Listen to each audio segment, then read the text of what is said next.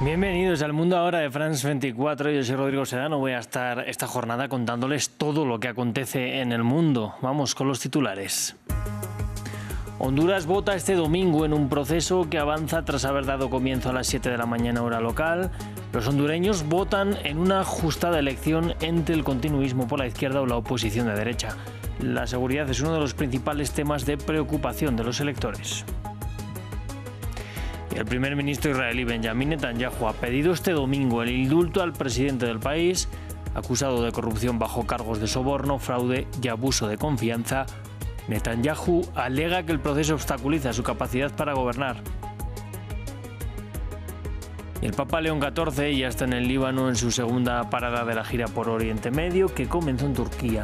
En este país, el que tiene la mayor comunidad cristiana de Medio Oriente, el Papa hará un llamado a la paz y el diálogo. Comenzamos.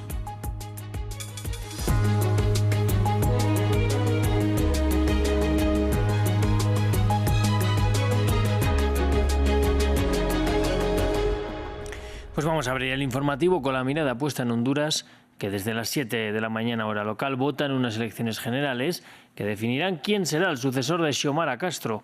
Un proceso electoral enmarcado por denuncias cruzadas sobre presunto fraude y con el pronunciamiento de Donald Trump a favor de uno de los candidatos de derecha. Vamos a ir a Tegucigalpa, donde se encuentra nuestro enviado especial, Andrés Suárez Jaramillo. Andrés, parece que hay reportes de problemas en algunos centros de votación, pero cuéntanos cómo avanza la jornada y si han votado ya los candidatos presidenciales. Bueno, Rodrigo, avanza esta fiesta democrática hasta el momento en un ambiente pacífico, pero con reportes de fallas técnicas en los aparatos biométricos y con ciertas denuncias de centros de votación que presentaron retrasos en su apertura e incluso muchos de ellos que no han abierto todavía. Esto en la segunda ciudad principal de Honduras, que es San Pedro Sula. La razón es porque no llegaron las maletas electorales ni tampoco los kits de escaneo y retransmisión e incluso algunos de los representantes de los partidos. Y otra denuncia proviene del opositor Partido Nacional, el de Nasser Riasfura, diciendo que en ciertos centros de votación son los militares los que han escaneado las credenciales informativas, para lo cual no tienen ninguna atribución. Sin embargo, las Fuerzas Armadas ya han descartado y han dicho que es completamente falso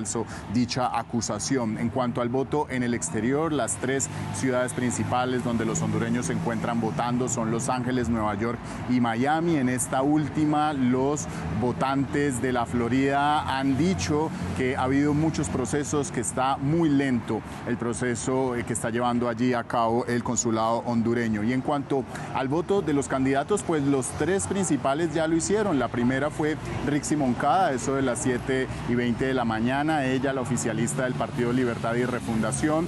Le siguió el candidato Salvador Narrala del Partido Liberal poco antes de las 9 de la mañana y finalmente Nasser Riasfura o Tito Asfura, quien votó 10:30 de la mañana hora local. Los tres candidatos llamando a que los hondureños salgan a las urnas para poder contar con una votación masiva.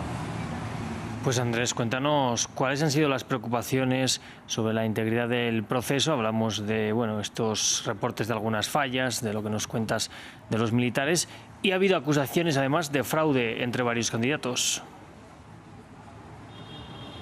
En efecto, el antecedente más reciente proviene de 26 audios que habrían sido filtrados y que involucran a la cúpula del Consejo Nacional Electoral, por lo que el fiscal general Joel Zelaya abrió una investigación, y esto señalando a altos miembros del partido opositor, el Partido Nacional, el de Tito Asfura. Entre los indicios o los señalamientos que encuentran es que habría una presunción de hackeo del TREP, el sistema de transmisión rápida de resultados. Por lo tanto, desde el oficialismo de Rixi Moncada se ha dicho que esos primeros resultados que otorgue el TREP no los reconocerán sino hasta que sean contadas la totalidad de las actas. Hablamos de más de 19.000 actas, lo que podría llegar a traer un escenario de demora en que se haya una aceptación formal de un resultado. Además, el CNE tiene hasta 30 días días por ley para presentar los resultados finales. Por su parte, los partidos de oposición mantienen también una estrecha vigilancia a las juntas receptoras de votos, diciendo que esto después de que la presidenta Xiomara Castro haya ordenado a las fuerzas militares a custodiar las maletas electorales. Y también vamos a estar muy pendientes del trabajo que están realizando en terreno y por todo Honduras las misiones de observadores internacionales, principalmente de la OEA y de la Unión Europea. Pues Andrés, volveremos durante la jornada también a conectar contigo en Honduras para ver cómo transcurre esta votación. Gracias por el reporte. De momento nos vamos hasta Israel para hablar de su primer ministro Benjamin Netanyahu, que este domingo ha pedido el indulto al presidente del país. Netanyahu, acusado de corrupción bajo cargos de soborno, fraude y abuso de confianza, alega que el proceso obstaculiza su capacidad para gobernar. Ha ligado además su interés personal al del propio país y pide textualmente que todo aquel que desee el bien de Israel apoye esta medida. Estimados ciudadanos de Israel, una y otra vez fui elegido en elecciones democráticas y recibí su confianza para continuar gobernando como primer ministro de Israel, para ante todo permitirme alcanzar objetivos históricos. Por estas razones, mis abogados presentaron hoy una solicitud de indulto al presidente del Estado.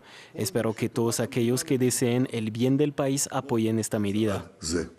Mi interés personal fue y sigue siendo continuar con el proceso legal hasta su conclusión, hasta obtener una absolución total de todos los cargos. Pero la realidad política y de seguridad y del interés nacional exigen lo contrario. En Gaza las preocupaciones son bien diferentes. Las lluvias del invierno han convertido el territorio en un terreno lleno de refugios mojados y tiendas de campaña desmontadas. Mientras el 80% de la población sobrevive en estas carpas o entre los escombros de edificios, las agencias humanitarias de la ONU alertan sobre el rápido deterioro de las condiciones de vida en estos refugios inadecuados para las temperaturas que continúan en descenso. Se trata del tercer invierno desde el inicio de la guerra. En este campamento de desplazados al este de Gaza, cientos de carpas improvisadas se aferran al suelo embarrado. Bajo estas lonas demasiado finas, familias enteras intentan sobrevivir, entre ellas May Asuna y sus 4 hijos. El invierno pasado mi hija murió de frío. Ni siquiera tenía una carpa, ni el material necesario para fabricar una. No pude salvarla. Este año el clima es aún más duro y tengo mucho miedo de que vuelva a ocurrir lo mismo y de perder a otro de mis hijos por el frío que estamos pasando.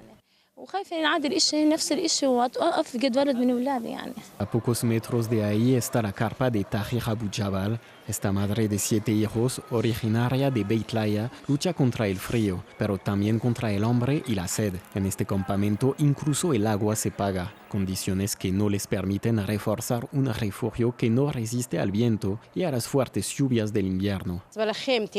En mi carpa somos 9, incluidos mis hijos. Cuando llueve, la carpa se convierte en una cascada sobre nuestras cabezas y no puedo mantener a mis hijos calientes. El 80% de la población de Gaza sobrevive en esas carpas o en los escombros de edificios, según la ONU. 2 millones de personas se ven obligadas a vivir en refugios improvisados, unas viviendas precarias a menudo instaladas en zonas expuestas a inundaciones, donde cada aguacero aumenta el riesgo de enfermedades. Y vamos con la visita del Papa León XIV por Oriente Medio. El pontífice ya está en el Líbano, luego que su avión Airbus A320 fuera arreglado en Turquía. El Líbano es el país con mayor número de cristianos en Medio Oriente y se espera que allí el Papa haga un llamado a la paz y al diálogo en medio de los ataques israelíes contra el sur del país. Este país recibe precisamente con los brazos abiertos al líder de la Iglesia Católica. Nos lo cuenta nuestra corresponsal en Beirut, Etel Bonet. Desde el aeropuerto de Beirut, el Papa León XIV empieza una visita de 3 días que el país recibe como un momento excepcional. Su llegada ha congregado a autoridades, representantes de todas las confesiones y a cientos de fieles que ven en este viaje un mensaje dirigido a todo el Líbano y no solo a los cristianos. El Papa llega a un país que, pese a sus heridas, la migración masiva de jóvenes, la incertidumbre económica y las tensiones en las fronteras, sigue siendo uno de los últimos lugares de Medio Oriente donde cristianos y musulmanes conviven cada día. Aquí iglesias, mezquitas comparten espacio y historia. A diferencia de Turquía, donde acaba de visitar, y la presencia cristiana es sobre todo histórica, en Líbano todavía se encuentran todos los elementos de una comunidad viva, especialmente la maronita. Los cristianos, alrededor de un tercio de la población, de unos 6 millones, mantienen una presencia visible. A lo largo de su agenda, el Papa insistirá en la importancia del diálogo. Esta tarde se reunirá con líderes políticos, religiosos, para pedir que la negociación prevalezca sobre la parálisis y la sociedad civil no quede atrapada entre tensiones internas y amenazas regionales. También visitará el puerto de Beirut para recordar a las víctimas de la explosión de 2020, símbolo de sufrimiento y resiliencia. Y el martes celebrará una gran misa frente al mar, donde se esperan decenas de miles de personas. Su visita, que no pretende resolver la crisis del Líbano, pero sí ofrecer un mensaje que el destino del país no pertenece a una sola comunidad, sino al conjunto de su mosaico religioso. Vamos hasta Ucrania. Este domingo también allí se han despertado con las consecuencias de un nuevo ataque ruso. En la ciudad de Donetsk, un dron impactó durante la noche contra una casa, dejando 2 personas heridas. Otro ataque impactó sobre la ciudad de Visogrod, en la región de Kiev. En él, Rusia mató a una persona y dejó heridas a otras 19. El presidente Volodymyr Zelensky condenó este ataque y dijo que Rusia lanzó 122 drones sobre la noche en Ucrania. Y en el sudeste asiático, el balance de víctimas por las inundaciones se acerca ya a las 1000. El país más afectado es Indonesia y más en concreto la isla de Sumatra. Allí se registran más de 440 muertos. Sri Lanka sigue también enfrentando el ciclón Dituab, que deja más de 330 muertos, mientras en Tailandia el balance de víctimas sigue aumentando también y supera las 160. Nos lo cuenta William Gasso. En la localidad de Pidie Jaya, en la isla de Sumatra, las huellas de las inundaciones son visibles. Las calles están cubiertas de lodo, los vehículos quedan atascados y las viviendas están dañadas. Las lluvias, de una intensidad excepcional, cobraron cientos de vidas. Algunos habitantes volvieron para inspeccionar los daños y empezar las labores de limpieza. Muchos de ellos han perdido todo en la tragedia. El agua arrastró todo, lo vi con mis propios ojos. No sabíamos qué hacer, hemos abandonado todo, hemos huido con lo puesto como único equipaje. No tuvimos tiempo de llevarnos nada.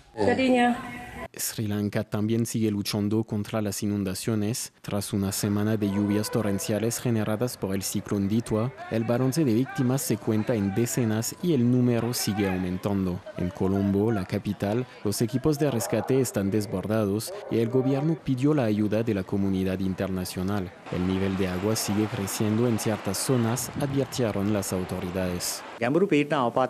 El nivel de las inundaciones está aumentando en algunas zonas y pido a algunos habitantes que estén atentos y evacúen sus hogares. No intenten quedarse en sus casas ya que el nivel de agua está subiendo. El temporal también deja un alto balance en Tailandia. El ministro tailandés de Salud habló de más de 150 muertos y de 4 millones de damnificados.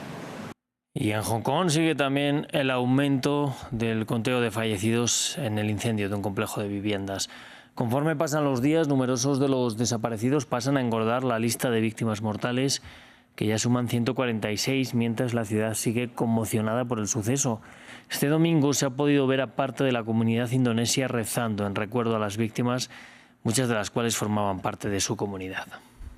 Our estimated time for the whole search operation is 3 to 4 weeks.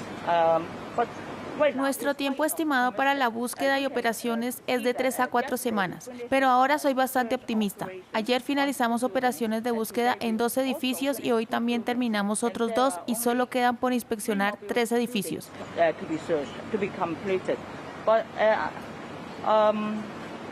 Estos son los más difíciles, así que debo ser prudente y no acortar estos tiempos estimados. Seguirá siendo de 3 a 4 semanas. Seguimos en Asia y es que miles de filipinos salieron a las calles de la capital Manila para protestar por un nuevo escándalo de corrupción que salpica al gobierno. Altos cargos del Ejecutivo y contratistas estarían involucrados en supuestas irregularidades en la construcción de infraestructura para el control de las inundaciones. 7 personas fueron detenidas ya por la policía el pasado día 24 de este mes. Pues con estas imágenes nos despedimos. Yo les invito a que sigan aquí en France 24 y ya saben, enseguida volvemos. Gracias como siempre por elegirnos.